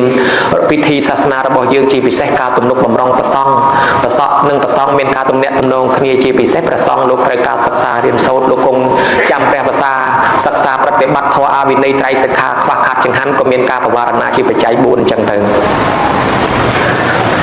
គុណូបការៈសារណហេតុនឹកដល់បុព្វការីជនមានមេត្តាបិតាជាដើមមកលោកនៅរស់រៀនមានជីវិតយើងក៏នាំគ្នាធ្វើបុណ្យកុសលជូនបាយទឹកនំចំណីចិញ្ចឹមគាត់ផ្ទាល់ហើយបើគាត់ស្លាប់បាត់បង់ទៅមិនដឹងធ្វើយ៉ាងណាមានតែផ្លូវធ្វើបុណ្យមានបុណ្យជុំបិណ្ឌនេះជាដើមអញ្ចឹងទៅសង្ខារៈសារណហេតុនឹកឃើញពីអាយុសង្ខាររបស់យើងរស់នៅនេះក៏មិនទៀងទាត់ថិតថេរដែរតាំងពីពេលកន្លងមកយើងក៏មិនដឹងថាធ្វើបាបកម្មមានយ៉ាងណាខ្លះម្ល៉េះហើយមុននឹងយើងអស់ជីវិតពីនេះទៅមានតែផ្លូវធ្វើសេចក្តីល្អបំពេញសេចក្តីល្អជាប្រយោជន៍សម្រាប់ខ្លួនជាប្រយោជន៍សម្រាប់សង្គមជាតិជាប្រយោជន៍សម្រាប់សាសនាបន្សល់ទុកនៅស្នាដៃសម្រាប់មនុស្សជំនាន់ក្រោយជាពិសេសសាងសេចក្តីល្អគឺអំពើបន់ទុកឲ្យហើយនេះដែលនៃធ្លាប់ឮតាមការសិក្សារៀនសូត្ររៀបរាប់មកជាច្រើនដងហើយប៉ុន្តែយើងសម្លឹងឲ្យឃើញលើសពីនេះទៅទៀតវត្ថុបំណងគោលបំណងមានប្រយោជន៍ច្រើនលើសនេះទៅទៀតគឺបានបំពេញសេចក្តីល្អបានស្ដាប់ធម៌បានស្ដាប់ពាក្យព្រានប្រដៅរបស់ព្រះពុទ្ធបានសមាទានសិលបានវប្បធម៌ចែករំលែកពីអ្នកមាននិងអ្នកក្រវប្បធម៌ចែករំលែកដូចជាការទៅធ្វើបុណ្យក្នុងវត្តអ្នកមានហូរហៀមានម្ហូបអាហារច្រើនក៏នឹងបានហៀហូរដល់ព្រះសង្ឃដល់អ្នកក្រីក្រដែលទៅរួមបុណ្យនឹងដែរហើយព្រះសង្ឃឆាន់រួចទៅក៏បានបែងចែកទៅដល់និស្សិតដែលស្នាក់នៅរៀនតាមវត្តរហូតដល់អ្នកក្រីក្រកំសត់ពុរគុតអ្នកសំទានវត្តខ្លះដូចជាវត្តបទុមបដីបាននាំយកទៅចែកដល់អ្នកដែលជំងឺនៅមន្ទីរពេទ្យកន្តបុប្ផារហូតទៅដល់អ្នកទោសនៅពន្ធនាគារឬក៏នៅតាមទីផ្សេងទៀតក៏សឹងតែមានច្រើនជារៀងរាល់ឆ្នាំមកហើយនេះគឺជាវប្បធម៌ចែករំលែកមួយដែរបើមិនជាមិនមានកម្មវិធីបុណ្យនេះទេយើងក៏មិនឃើញថាវប្បធម៌ចែករំលែកនឹងដែរអញ្ចឹងយើងឃើញថាមានកម្មវិធីបុណ្យនេះបង្ហាញពីវប្បធម៌ចែករំលែកពីការធ្វើបុណ្យសន្តានពីអ្នកមានអ្នកក្រនឹងមួយផងដែរហើយអ្នកមាននិងអ្នកក្រក៏បានមករួមធ្វើបុណ្យក្នុងវត្តជាមួយគ្នាដោយមិនប្រកាន់រើសអើងពីបញ្ហាបណ្ណៈមានក្រទេហើយមួយទៀតគឺលុបបំបត្តិការប្រកាន់ឋានៈអ្នកមានយសស័ក្តិខ្ពង់ខ្ពស់ក៏មកធ្វើបុណ្យអ្នកអត់មានយសស័ក្តិក៏មកធ្វើបុណ្យនេះបង្ហាញពីភាពការមិនប្រកាន់មិនរើសអើងឋានៈបណ្ណៈនោះឡើយលុបបំបត្តិការប្រ កាន់រើសអើងឋានៈវណ្ណៈជាពិសេសក្នុងពុទ្ធសាសនាបានលុបបំបាត់នៅការប្រកាន់វណ្ណៈដែលមានទំនៀមយើងពុទ្ធគង់លើផ្កាឈូកជាដើមនេះគឺលុបបំបាត់ការប្រកាន់ឋានៈកុំឲ្យប្រកាន់វណ្ណៈព្រាហ្មណ៍វេស្សៈវណ្ណៈខត្តយៈវណ្ណៈសូត្រៈអីដូច្នេះអ្នកមានក្តីអ្នកក្រក្តីអ្នកមានយសស័ក្តិក្តីអ្នកអត់យសស័ក្តិក្តីក៏បានមកធ្វើបុណ្យហើយជាការរួបរวมសាមគ្គីគ្នាដ៏ធំមានការរួបរวมសាមគ្គីគ្នារវាងក្រុមគ្រួសារបងប្អូនសាច់ញាតិអ្នកនៅទីជិតទីឆ្ងាយបានកាត់ទៅជួបឪពុកម្ដាយជួបជុំបងប្អូនអ្នកធ្វើការងារអង្គការសហគ្រាសសាលារៀនផ្សេងក៏បានឈប់សម្រាប់ហើយបានទៅជួបជុំមានដាបៃតាបងប្អូនស្រុកភូមិកំណើតហើយក៏បានទៅធ្វើបុណ្យជុំគ្នាមានន័យថាជួបជុំក្រុមគ្រួសារបងប្អូនផងជួបជាមួយអ្នកស្រុកអ្នកភូមិផងហើយទៅវត្តជួបជុំជាមួយព្រះសង្ឃជួបជុំជាមួយអាចារ្យជួបជុំជាមួយប្រជាជនដទៃទៀតញ៉ាំងសាមគ្គីក្នុងភូមិក្នុងស្រុកក្នុងសង្គមនេះឲ្យមនុស្សស្គាល់ចិត្តស្គាល់គំនិតគ្នាដោយការសង្ឃៈធម៌រវាងគ្នាមានការធ្វើទានជាមួយគ្នាការពោលពាក្យពិរោះពិសាជាមួយគ្នាការដែលសង្គ្រោះគ្នាដោយអត្តចរិយាប្រព្រឹត្តជាប្រយោជន៍ដល់គ្នានឹងគ្នាហើយនឹងសមានតតាទម្លាក់មានអ្នកខ្លួនកុំឲ្យលើកឋានៈខ្លួនខ្ពស់ពេកមិនទៅរាប់អានមិនទៅសែបគប់ឬក៏ធ្វើបន់ទានជាមួយអ្នកក្រីក្រដូច្នេះនេះជាវប្បធម៌មួយញ៉ាំងឲ្យសង្គមមានសាមគ្គីភាពស្រស់ស្រួលគ្នានិងវប្បធម៌ចែករំលែកដ៏សំខាន់លើសពីនេះទៅទៀតនៅពេលដែលយើងចង់កសាងអ្វីមួយមានកសាងកុដិសាលាព្រះវិហារកសាងថ្នល់ស្ពានសាលារៀនដែលកើតឡើងដោយម្នាក់ឯងគឺវាមានការលំបាកជាងកើតឡើងច្រើនបើកើតឡើងច្រើនគ្នាងាយស្រួលហើយបើច្រើនគ្នាទៅដើររៃអង្គាសដើរប្រមូលតាមផ្ទះគឺមិនងាយជួបជុំគ្នាទេឱកាសល្អគឺក្នុងកម្មវិធីបុណ្យនេះបានជួបជុំគ្នាយើងចង់កសាងអីមានការរួបរวมបច្ច័យកសាងជាសមិទ្ធិសម្រាប់មនុស្សប្រើប្រាស់ដូចជាសាលារៀនថ្នល់ស្ពានមន្ទីរពេទ្យគឺមានការប្រមូលគ្នាដោយងាយស្រួលបំផុតព្រោះមនុស្សមានទិដ្ឋាជ្រះថ្លានិងជួបជុំគ្នាដោយស្ម័គ្រចិត្តដូច្នេះហើយជាការឱកាសប្រពៃណាស់យើងក៏បានស្ដាប់ធម៌ជុំគ្នាផ្ដល់នៅចំណេះដឹងក៏រួមគ្នាបើយើងយកធម៌ទៅផ្សព្វផ្សាយតាមផ្ទះក៏មិនងាយដែរពេលនេះបានមកជុំគ្នាល្អហើយបានរួមគ្នាកសាងសមិទ្ធិផ្សេងសម្រាប់មនុស្សជាតិចំនួនក្រោយក៏ជាការងាយស្រួលផងដែរហេដ្ឋារចនាសម្ព័ន្ធផ្សេងកើតឡើងតាមរយៈការធ្វើបុណ្យក្នុងពុទ្ធសាសនានេះមានច្រើនណាស់ហើយហេដ្ឋារចនាសម្ព័ន្ធនិងគ្រឿងសំណង់ផ្សេងនោះគឺសម្រាប់ប្រើផលប្រយោជន៍ដល់មនុស្សរស់នៅក្នុងសង្គមនេះដដែលទាំងប្រសង់ទាំងក្រហមដូចជាការកសាងវត្តវាអារាមសម្រាប់ការប្រជុំធ្វើកិច្ចការងារពិធីសាសនាផ្សេងកិច្ចការងារប្រជុំរបស់រដ្ឋមានការងារសង្គមដូចជាការបន្តថ្នាំឬក៏យកជាទីតាំងសម្រាប់ប្រជុំការចោះឈ្មោះបោះឆ្នោតឬក៏ធ្វើជាទីតាំងផ្សេងនៅក្នុងការជួបជុំដោះស្រាយបញ្ហាសង្គមផ្សេងគឺពឹងវត្តអារាមមនុស្សមានឧបសគ្គអីមកជ្រកកោននៅវត្តអារាមឬក៏ដោយសារអំណាចវត្តអារាមរៃអង្គាសបានថវិកាបានចំណូលពីកម្មវិធីបុណ្យផ្សេងយកទៅជួយឧបត្ថម្ភកិច្ចការងារក្នុងសង្គមមានការដឹកនាំឲ្យដាំដើមឈើថែរក្សាបរិស្ថានជួយសង្គ្រោះក្មេងអនាថាក្មេងកំព្រាកំសត់ទូរគតយកបច្ច័យលុយកាក់ជួយអ្នកក្រីក្រឬក៏កសាងសាលារៀនស្ពានមន្ទីរពេទ្យអីជាដើមបានដោយងាយស្រួលផងដែរលើសពីនោះទៅទៀតកម្មវិធីបុណ្យទាំងអស់ក៏បង្កើតឲ្យមានសេដ្ឋកិច្ចរបស់យើងរស់រវើកផងដែរដូចជាលុយកាក់ដែលអ្នកមានលុយកាក់ច្រើនលុយកាក់នោះនៅទុកក្នុងហឹបមិនងាយកម្រើកប៉ុន្តែដោយសារមានកម្មវិធីបុណ្យលុយកាក់នោះនឹងកម្រើកចេញពីហឹបហើយអាចទៅចូលហៅប៉ៅអ្នកក្រីក្រឬក៏ប្រជាជនដទៃបានតាមរយៈការទិញបន្លែទិញសម្ភារៈដាំស្លនំនែកចេកអំពៅត្រាវដំឡូងទិញធូបទិញទៀនទិញរបស់របរសម្ភារៈធ្វើដំណើរទៅបុណ្យមានការចាក់សាំងហើយទិញសម្ភារៈផ្សេងក្នុងការធ្វើបុណ្យទានធ្វើឲ្យអ្នកលក់បន្លែបកាលក់គ្រឿងហូបចុកលក់អីសពបែបយ៉ាងហ្នឹងវាលក់ដាច់ហើយក៏បានរបស់ទាំងហ្នឹងដាច់ទៅបានលុយបានកាក់អញ្ចឹងលុយកាក់ទ្រព្យរបស់ទាំងអស់នេះសម្រាប់ដោះស្រាយបញ្ហាមនុស្សនៅលើភពផែនដីនេះ